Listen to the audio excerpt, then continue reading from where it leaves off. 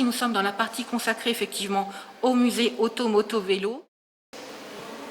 Alors ce bâtiment ici est très particulier de par sa structure déjà et de par son histoire.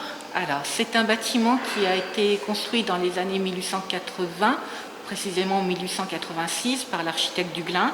Et effectivement c'est un bâtiment très particulier, c'est un des premiers bâtiments industriels de structure Eiffel. Vous voyez, c'est une architecture verre, béton et acier. Qui a été copié sur ce qui se faisait à cette époque en Angleterre et qui a permis d'augmenter la production des fusils. Nous sommes dans une manufacture d'armes. 1880, c'est la période de la revanche. On a les yeux tournés vers l'Alsace-Lorraine. On reprépare une guerre contre l'Allemagne qui va venir en 1914. Et on veut produire en masse des fusils. Et c'est ce à quoi va servir ce bâtiment. On a pu monter jusqu'à 800 fusils par jour ici, principalement des Lebel ou des dérivés du fusil Lebel. C'est un musée qui a adopté le parti pris de la chronologie et de la civilisation. On explique grâce au vélo certains changements dans la vie des Français de l'époque. Là, on voit en face de nous une jeune femme sur un vélo et ça nous permet d'évoquer l'émancipation des femmes. D'abord par les vêtements. Les femmes qui vont quitter leurs grandes robes avec tous les jupons, qui vont enlever tous les corsets et qui vont pouvoir adopter peu à peu les jupes-culottes, les bloomers, etc. et les pantalons. C'est une des premières cartes routières de France qui a été éditée par De Dion vers 1900. Il permet de voir que la France, dès 1900, a hérité d'un réseau routier déjà très important, très structuré, qui date de l'époque royale, de l'époque notamment de Vauban, où on a en étoile à partir de Paris fait de grandes routes pour pouvoir à la fois commercer plus facilement, mais surtout pour des raisons militaires et de contrôle du territoire. Et que ces grandes routes, elles ont été reprises au moment du développement de l'automobile et elles ont permis en quelque sorte l'essor de l'automobile. Et il va y avoir un lien très très fort entre les constructeurs automobiles et le réseau routier. Ce n'est pas pour rien que c'est De Dion qui a édité cette carte à destination des premiers automobilistes. Alors les pièces exceptionnelles, il y en a une derrière nous, qui est l'Apenard et le Vassor de 1892, qui à l'époque n'a été produite qu'à 12 exemplaires. C'est la première petite production en série, toute petite série, et surtout la première voiture française équipée d'un moteur Daimler, d'un moteur thermique. Il y a quelques voitures qui sortent, qui sont roulantes et qui peuvent sortir, mais dans des conditions très très particulières, surtout quand on a des voitures uniques comme l'avion voisin C14 que nous verrons tout à l'heure. Alors on pourrait dire que c'est une mobilette, c'est aussi une bicyclette à moteur. Et c'est l'origine de la moto, en fait, puis de la mobilette, du cyclomoteur, etc. Là, on a quelque chose où on a déjà équilibré le moteur au centre du cadre, mais on a parfois quelques essais, on peut voir le moteur devant, le moteur derrière. Ce modèle fait partie des marques de constructeurs qu'on a complètement oubliées. C'est une Clément Bayard, une petite coupé chauffeur et qui nous permet d'évoquer toutes les marques disparues. Au début du XXe siècle, la France est la pionnière dans le domaine automobile. Il y a plus de 3000 constructeurs. En fait, cela correspond à la reconversion des charrons, des carrossiers, qui se sont reconvertis naturellement vers le domaine automobile.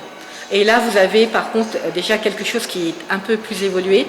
On a oublié la forme de l'hippomobile. Et on commence à rentrer vraiment dans les formes de carrosserie spécifiques à l'automobile, où on met en valeur le capot, on met en valeur le moteur, et on va avoir de plus en plus, dans les années 20 et 30, des moteurs de plus en plus gros, de plus en plus puissants, parce que c'est de cela dont on va être fier, la puissance de son moteur. Nous sommes devant l'avion voisin C14, la lumineuse. C'est un modèle unique. Chaque voiture voisin était en fait fabriquée pour le propriétaire. Gabriel Voisin était un avionneur et il a été en fait traumatisé par la Première Guerre mondiale, par l'utilisation de ces avions comme bombardiers, et avec des bombardements de populations civiles déjà à l'époque. Et il a décidé après la guerre de se reconvertir dans la voiture de luxe. avec une technologie dérivée de l'avion. Ce qui en fait encore à l'heure actuelle une de nos voitures les plus fiables. Lorsqu'on la démarre, elle démarre tout le temps. On a retrouvé au moment de la restauration sa couleur d'origine, on ne l'a pas repeinte. On a travaillé dessus comme on travaille sur un tableau en enlevant les couches picturales successives, donc jusqu'à retrouver ce bleu et ce noir d'origine. Voilà, et on est sur une voiture entière unique qui n'a pas été trafiquée, qui n'a pas été démontée. Le moteur est d'origine. Le seul point qui ne soit pas d'origine, c'est le volant. On ne sait pas pourquoi dans son histoire, elle a eu un volant de Chevrolet. Elle date de 1949. C'est une Delahaye 135M qui marque en fait la fin de l'entreprise Delahaye. Puisque après la Seconde Guerre mondiale, Delahaye a voulu reprendre cette production de grandes voitures de luxe avec d'énormes moteurs, des voitures très puissantes, très luxueuses. On est même sur une voiture dont la carrosserie a été signée par un grand styliste français en automobile qui est Guilloré, mais qui ne correspond plus au marché de l'après-Seconde Guerre mondiale. On est dans une période de pénurie. Cette voiture ne correspond plus aux attentes des Français. Ils ne peuvent pas l'acheter, elle est trop chère, ils n'ont pas les moyens. Et Delahaye va faire faillite à ce moment-là et va être rachetée.